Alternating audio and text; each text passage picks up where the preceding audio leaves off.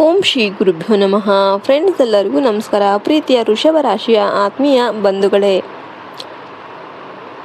April 21, 22, 23 ಈ 3 ದಿನಗಳು ನಿಮ್ಮ ಬದುಕಲ್ಲಿ ಹಾಲಿನ ಹೊಳೆಯನ್ನೇ ಹರಿಸಲಿವೆ. ಈ ಅದ್ಭುತವಾದ ದಿನಗಳು ನಿಮ್ಮ ರಾಶಾಧಿಪತಿ ಶುಕ್ರನ ಪ್ರಭಾವದಿಂದ ನಿಮ್ಮ ಜೀವನದಲ್ಲಿ ರಾಜಯೋಗ ಅನ್ನೋದು ಆರಂಭ ಆಗ್ತಾ ಇದೆ. ದೀರ್ಘಕಾಲದ ಕಷ್ಟಗಳು ಮುಕ್ತಾಯಗೊಂಡು 3 ಮಹತ್ವದ ಶುಭ ವಾರ್ತೆಗಳು ನಿಮ್ಮ ಮನೆ ಬಾಗಿಲಿಗೆ ಬರ್ತಾ ಇವೆ. ಈ ವಿಡಿಯೋವನ್ನು ಮಿಸ್ ಮಾಡದೆ ಕೊನೆಯವರೆಗೂ ಕೂಡ ನೋಡಿ. ವೃಷಭ ರಾಶಿಯವರ ವಿಶೇಷ ಗುಣಗಳು.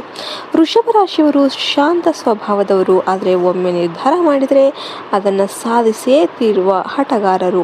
ನೀವು ಕೆಲಸದಲ್ಲಿ ಶ್ರಮಜೀವಿಗಳು ಮತ್ತು ಸೌಂದರ್ಯ ಪ್ರಿಯರು, ಆದರೆ ಇತ್ತೀಚಿನ ದಿನಗಳಲ್ಲಿ ಮಾನಸಿಕ ಒತ್ತಡ ಮತ್ತು ಹಣದ ಮುಗ್ಗಟ್ಟು ನಿಮ್ಮನ್ನು ಕಾಡ್ತಾ ಇರಬಹುದು. ಈ 3 ದಿನಗಳು ನಿಮ್ಮ ತಾಳ್ಮೆಗೆ ಸಿಗುವ ಪ್ರತಿಫಲ ಆಗಿರುತ್ತೆ.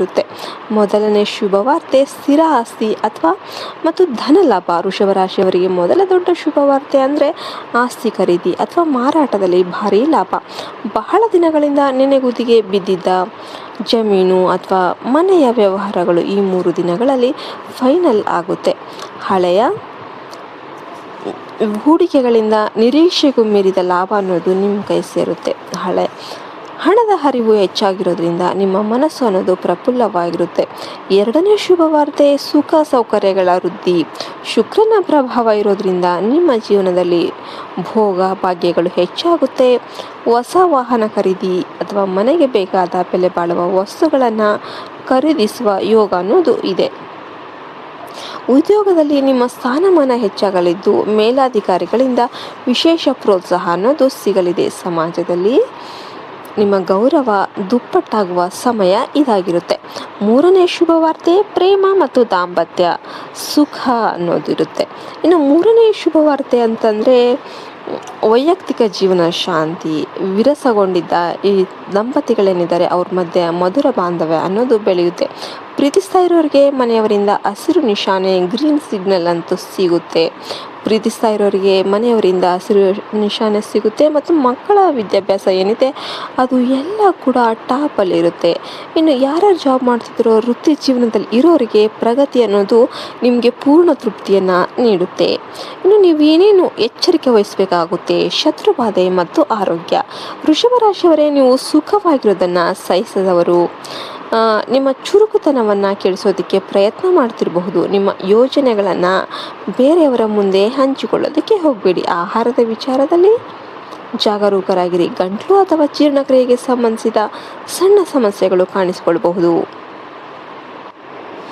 ಪಿ ಅಥವಾ ಕೆ ಅಕ್ಷರದಿಂದ ಪ್ರಾರಂಭವಾಗುವ ಹೆಸರಿನವರಿಂದ ಸ್ವಲ್ಪ ಎಚ್ಚರಿಕೆಯಿಂದ ಇರಬೇಕಾಗುತ್ತೆ.